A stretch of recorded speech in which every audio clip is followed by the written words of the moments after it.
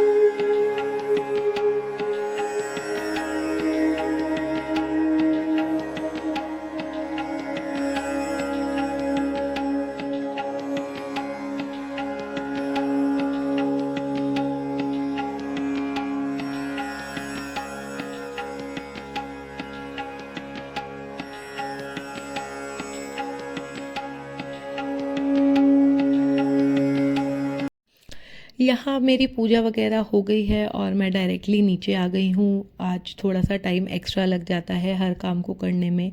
यहाँ आते ही ना मैंने सबसे पहले जो मैं गैस के साइड में थोड़े से बॉटल्स रखती हूँ पानी के, जिनमें मैं पानी रखती हूँ, जिससे मतलब मैं खाना वगैरह बनाने के लिए यूज़ करती हूँ, है ना। तो उनको मैं सारे को वापस से साफ़ करूँगी, मतलब वापस से सारा फ्रेश पानी भरूँगी। जो कल रात तक का जितना भी पानी था मैंने हटा दिया।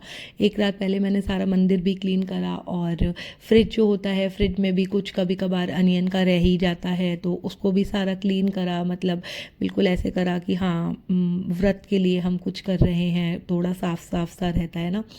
और यहाँ पे बस वही कर रही थी, पहले सारे बॉटल्स वगैरह को अच्छे से धोया, जिस ट्रे में रखती हूँ। उधर भी छोटे बच्चे हैं, पता नहीं कभी मुंह वगैरह भी लगा देते हो तो क्या ही पता। तो इसीलिए थोड़ा सा साफ़ सफाई कर रही थी यहाँ पर। उसके बाद चाय वगैरह बनाएंगे, चाय वगैरह पियेंगे।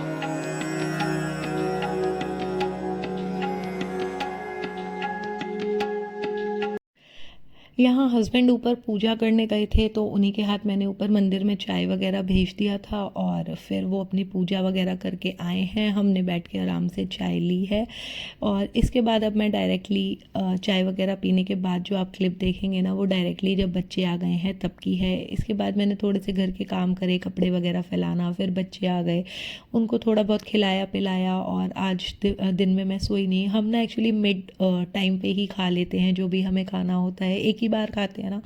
और बच्चे वगैरह सुलाने के बाद मैं डायरेक्टली किचन में चली गई थी और तैयारी वगैरह करने लग गई थी क्योंकि फ़र्स्ट डे थोड़ा सा काम ज़्यादा रहता है, जैसे मैंने आपको बताया। वो अभी मैं आपको आगे बताती हूँ कि क्या ज़्यादा रहता है। यहाँ बच्चे वगैरह सोने की तैयारी में थे, मैं अपना किचन में आ गई। किचन में आकर सबसे पहले आलू लगाए बॉईल होने। मैं उबले हुए आलू, जो सूखे आलू होते हैं ना, आलू टमाटर वाले, वो सूखे, वो बनाने वाली थी और साथ में पकोड़े जो मैंने आपको बताए। 2 तरह की चटनी बनानी थी, उनमें भी टाइम लगता है। और जैसे फ्रूट्स वगैरह काटने हो गए साथ में, वो सब चलता रहता है। यहाँ मैंने सबसे पहले आलू चढ़ा दिए थे बॉईल होने के लिए क्योंकि आलू बॉईल होंगे फिर ठंडे होंगे तो टाइम तो लगना ही था। सबसे पहले आलू चढ़ाए हैं और उसके बाद जो अब मैं आपको बताती हूँ, जो मैं इमली की चटनी बनाने की बात कर रही थी ना, यहाँ ना उसके लिए मैंने 1 कप इमली ली है। जो मेरी इमली है ना वो सीडलेस है, उसमें कोई बीज वगैरह नहीं है। एक आध हो तो हो, अदरवाइज जो बिना सीड्स वाली होती है ना वो है।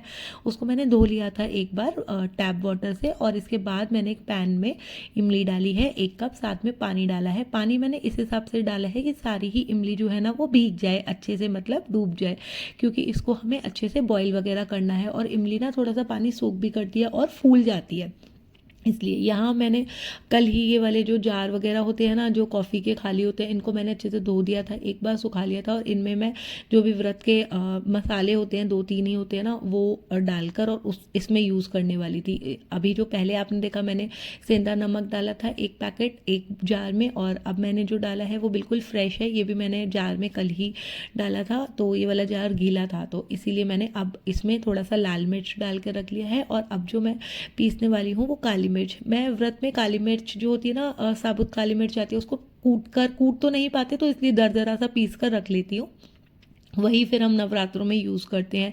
लाल मिर्च थोड़ी कम यूज़ होती है कंपैरेटिवली, मैं काली मिर्च का यूज़ ज़्यादा करती हूँ। तो बस वही ये दाने वगैरह थे, इनको अब मेरे को पीसना था, इनको अच्छे से पीस लेंगे। एक नवरात्र स्टार्ट होते ही ना हर घर में एक अलग ही डिबेट हो जाती है कि हम ये नहीं खाते नवरात्रों में, हम वो नहीं खाते। हर किसी का अलग अलग रहता है। बहुत से लोग टमाटर नहीं खाते, बहुत से लोग धनिया नहीं खाते, कहीं पर कुछ है कहीं पर कुछ है, कोई 2 टाइम खा लेता है, कोई एक ही टाइम खाता है। तो सबका अपना अपना है, हमारा भी ऐसे ही है। वहाँ इमली की चटनी जो मैंने बनाने के लिए रखी थी ना, देखिए उसमें बॉईल आ गया है अच्छे से। अब मैंने इसको 2-5 मिनट के लिए ऐसे ही सिम पे छोड़ दिया है, अच्छे से वो गर्म होगी ढककर और छोड़ दूंगी। यहाँ मैंने गैस बंद कर दिया था, काफ़ी अच्छे से गर्म हो गई थी। और यहाँ पर मैं फटाफट से अपना जो काली मिर्च के दाने थे उनको पीस कर रख लूँगी एक जार में, जैसे मैंने बताया ना कि मैं ऐसे इकट्ठा करके रख लेती हूँ। साथ ही में ना मैं एक कोई भी कबर्ड होती है ना उसमें अच्छे से सेक्शन खाली कर देती हूँ और ज़्यादातर जो हमारे नवरात्रों का सामान होता है मैं वहीं रख लेती हूँ। यहाँ मैं अपना ये सारा काम मेरा हो चुका था। वहाँ मेरे आलू भी बॉईल हो रहे थे और मुझे लगा था कि मैं गैस को बंद कर चुकी हूँ, जो कि नहीं करी थी, वो मैंने अब बंद कर दी है।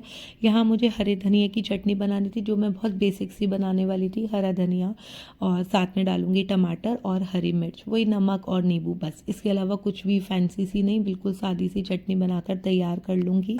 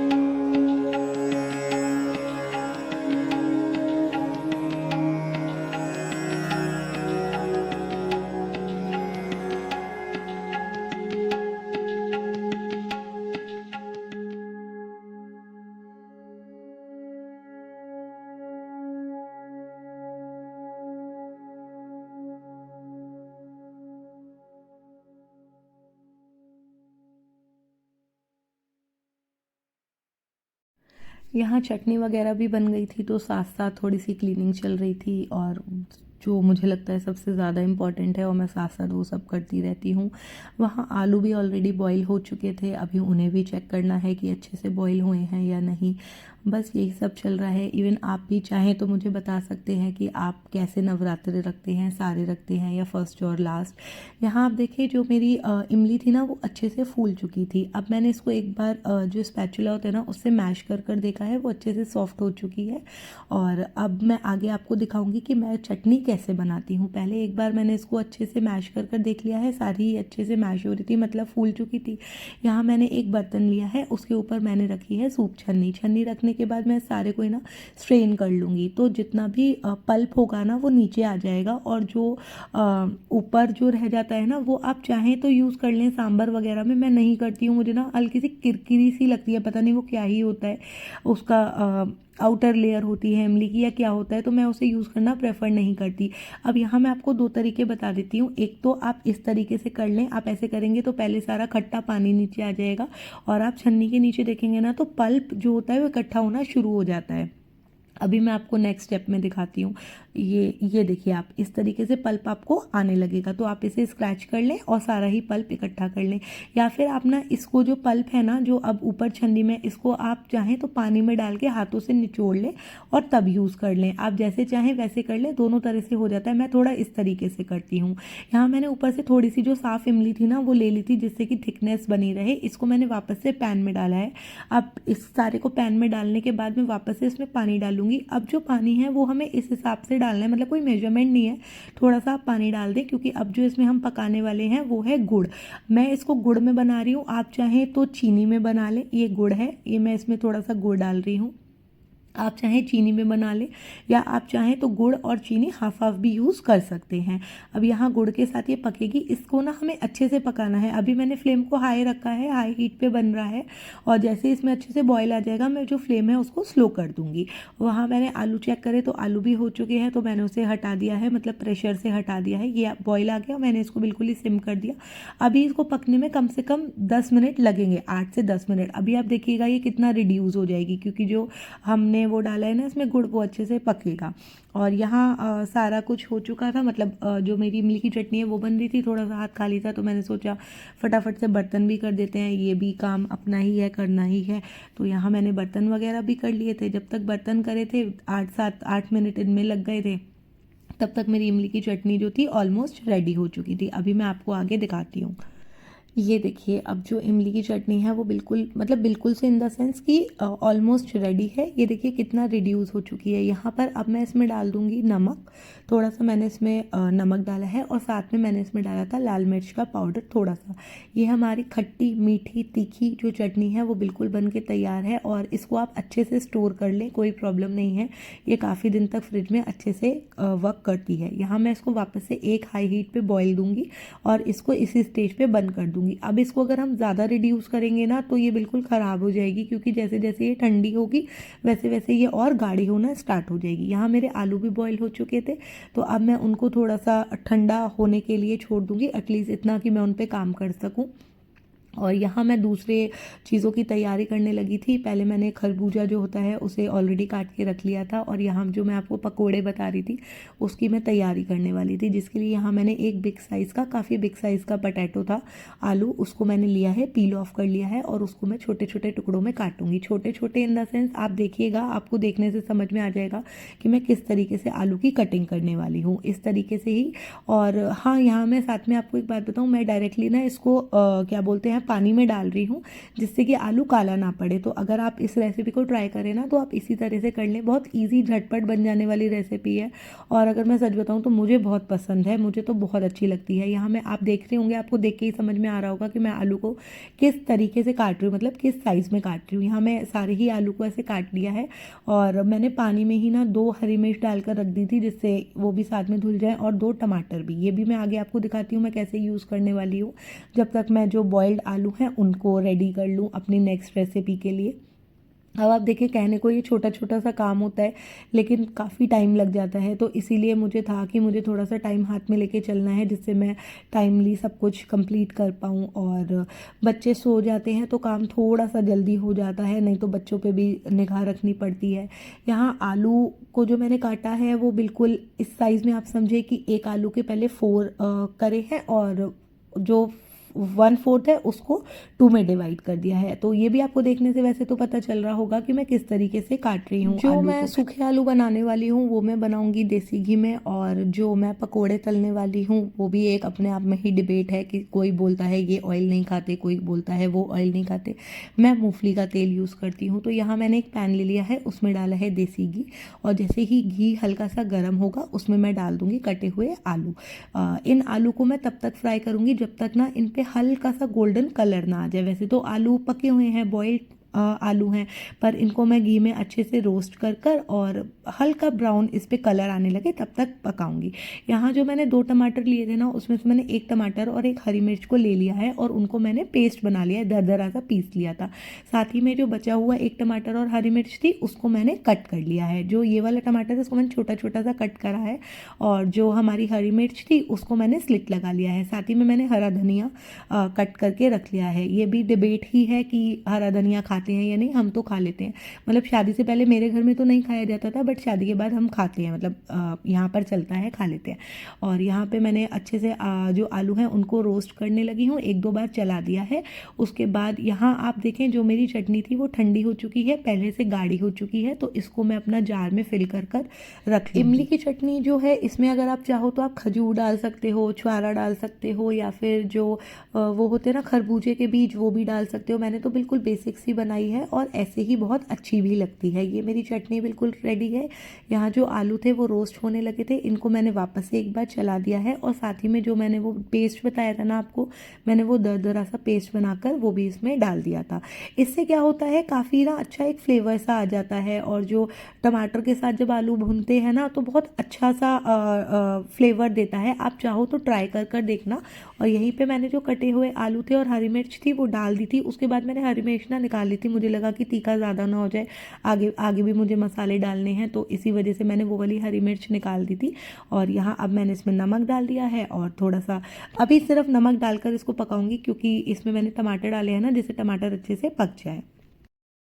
यहाँ इनको मैं कवर करके रख दूँगी जब तक टमाटर अच्छे से पकते हैं, मतलब जो हमने छोटा टमाटर डाला है ना वो अच्छे से थोड़ा सा गल जाए तब तक के लिए सिम पे मैंने छोड़ दिया है। यहाँ मैंने दूसरा एक और वोक ले लिया है और उसमें मैंने ऑयल डाला है। ऑयल मैंने बता दिया कि हम मूंगफली का यूज़ कर लेते हैं, तो मैंने वही डाला है। उसे भी मैं गर्म होने के लिए मीडियम हीट पर रखूँगी, हाई हीट पर नहीं रखना है। अभी जो आप बर्तन में देख रहे हैं जिसमें मैं हरी मिर्च काट रही हूँ, इसमें सिर्फ कटे हुए आलू हैं और कुछ भी नहीं है। आलू का मैंने पानी निकाल दिया था और उस पर हरी मिर्च काट के डाल दी है। साथ ही में मैं यहाँ पर दोनों तरह के आटे डालने वाली हूँ। सबसे पहले है ये कूटू का आटा। कूटू का आटा मैं थोड़ा सा ज़्यादा डालती हूँ, और उसके बाद मतलब इसका मैं अगर आपको मेजरमेंट बताऊँ तो आप ऐसे समझ लें कि 3 चम्मच जो है वो कूटू का आटा है, और जो 2 चम्मच है वो सिंगाड़े का आटा है। और अब मैंने इसको अच्छे से आलूओं पे कोट किया है, कोई पानी नहीं डाला है, कोई मसाला नहीं डाला है, सिर्फ अच्छे से कोट करा है।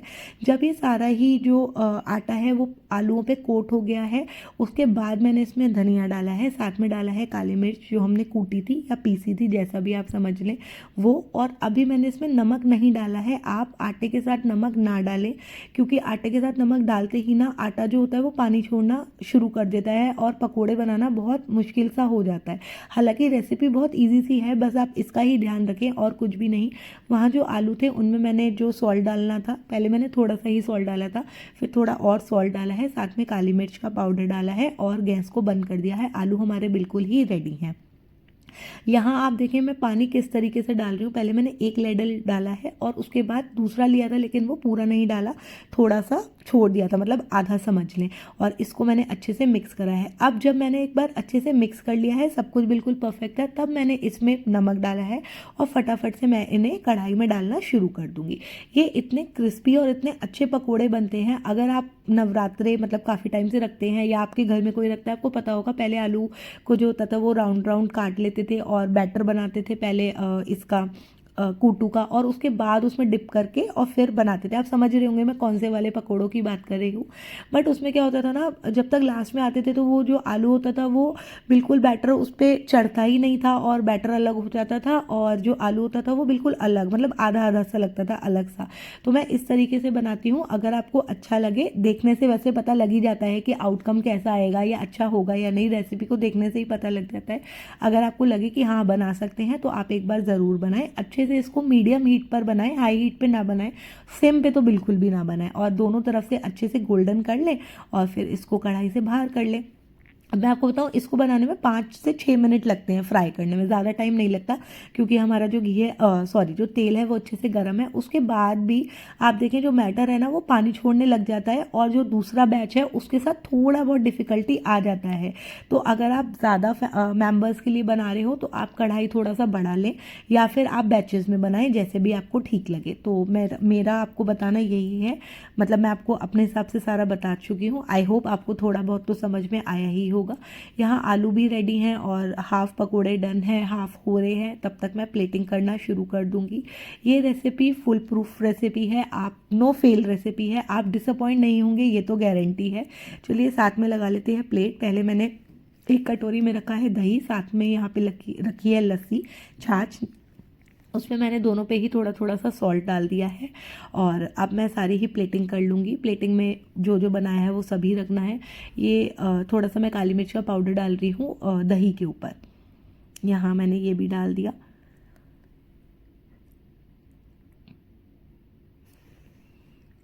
साथ ही में वो जो पकोड़े हैं वो भी बिल्कुल डन है। आप देखें साइड बाय साइड सारा ही काम चलता जा रहा है। इतना कुछ हार्ड तो नहीं होता, लेकिन ये है कि टाइमली अगर शुरू कर दो तो अच्छे से ऑन टाइम हो जाता है काम। यहाँ मेरे आलू भी बिल्कुल रेडी हैं, साथ में मैं पकोड़े भी वहाँ से निकालने वाली हूँ, वो भी ऑलमोस्ट डन है, अच्छे से गोल्डन हो चुके थे। या ये देखें आप, यहाँ मैंने पकोड़े भी अच्छे से निकालना शुरू कर दिया है। यहाँ प्लेट में मैं पकोड़े लगा दूंगी, और साथ ही में मैं आपको बताऊँ, अब हम आ गए हैं वीडियो के बिल्कुल ही एंड पे। तो अगर आपको वीडियो अच्छा लगा हो, वीडियो में कुछ भी पसंद आया हो, तो प्लीज़ चैनल को सब्सक्राइब करें, लाइक करें, फॉलो करें, शेयर करें, और जितना हो मुझे सपोर्ट करें। और यहाँ जो मैंने चटनी बनाई थी दोनों ही, वो भी मैं सर्व कर दूँगी। इसी के साथ हमारी फर्स्ट डे ऑफ नवरात्रि थाली बिल्कुल रेडी थी, बहुत अच्छी थी। मतलब अब तो मैं टेस्ट कर ही चुकी हूँ तो मुझे पता है, और मैं हर बार बनाती ही हूँ, तभी इसीलिए भी मैंने ये रेसिपी शेयर करना आपके साथ सही समझा। तो यहाँ हमारी थाली रेडी है। और रिमाइंडर अगेन, थाली पसंद आई हो, मेरी कोई बात अच्छी लगी हो, तो प्लीज़ चैनल को सब्सक्राइब करें। Bye, thank you so much for watching.